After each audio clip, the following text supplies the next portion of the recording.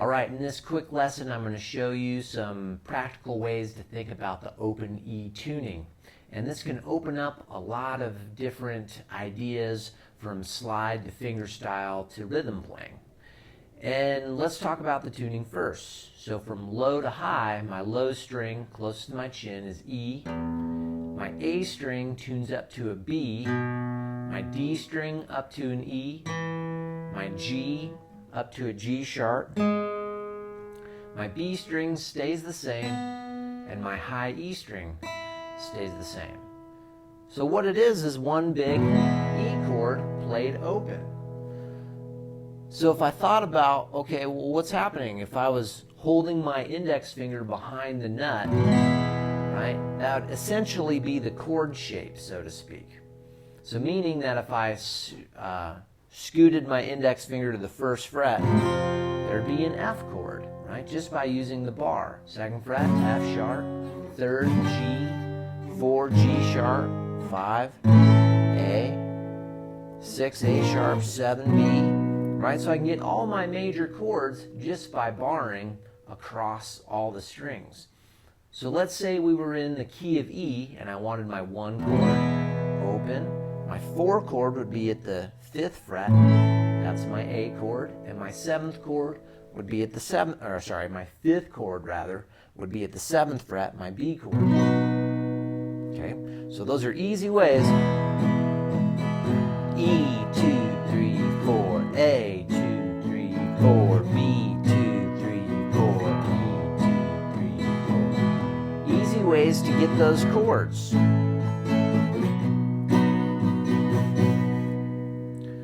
So often, if you were to think about, I don't know, the Rolling Stones or the Black Crowes, the way that they would utilize this tuning is to put an E7 shape in front of all these bars. Right? This is just one thing they might do. So if I put an E7 shape right here, with my middle finger on string 5 on fret 2, and my index finger on string 3, fret 1, I've got an E7 shape. And what that does is it creates a 4 chord. Right, so if this is 1, this is 4. Okay, so E, A. But if I use it and start to use it rhythmically in one measure, so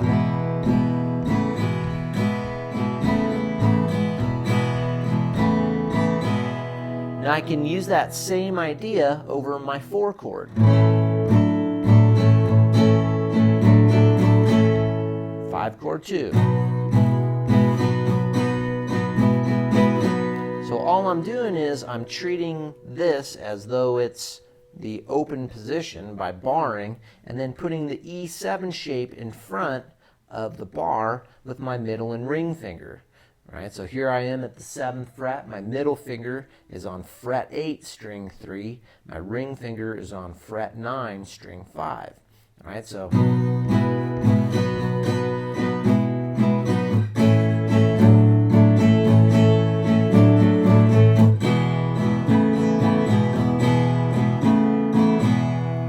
I can start to get some cool rhythmic grooves by just using the bar and the E7 shape in those 3 different spots, for instance. Okay, so now let's kind of expand upon that E7 shape and take it into a fingerstyle realm. Well, I could get a full A chord, not just a sus. So if I grab this E7 shape and I were to put my ring finger on the 2nd fret B string or string 2, I would get a full A chord with no additional tensions or voicings. Just a full A chord, right? Now if I move this up, I get like a B with a add 11 in it. Okay, so B add 11. Now, let's say I took a simple Travis picking pattern. And instead of using this full A shape, I got rid of my middle finger. And for the B shape, I got rid of it too. Because I don't want to pluck string 5. So let's say I come up with a pattern. I go thumb, thumb, one, thumb, two, thumb, one, thumb, thumb, one, thumb, two. Right? Simple Travis picking pattern. And I start to utilize these shapes. So I have E,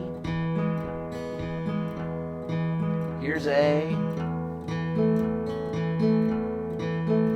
E, A, just my index finger. Now I'm going to grab my B,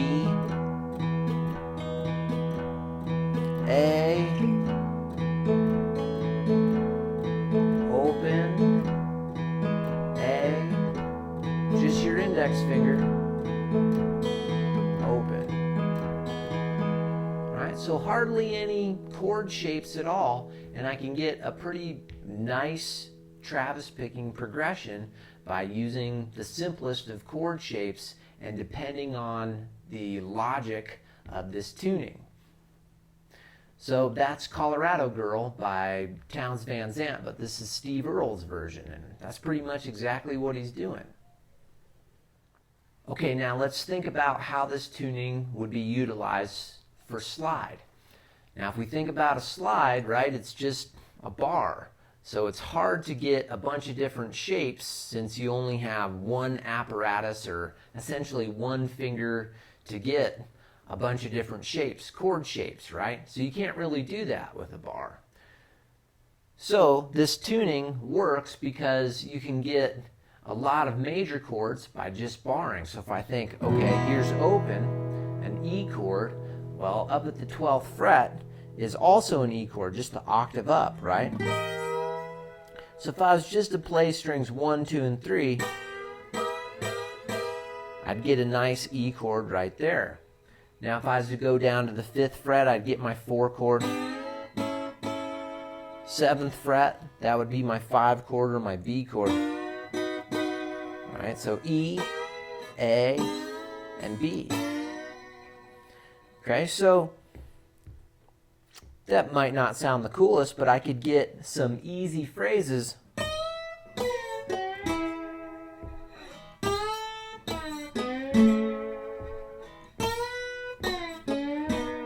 by just thinking about, okay, how does this chord work? Well, it's just a bar. So if I played my E phrase, for instance, if we were in a 12-bar blues or something like that, I'd slide into the 12th fret on string 1. Then I'd grab string 2 and slide 12 to 10. Then back to 12 on string 3 and resolve on string 4 at the 12th fret.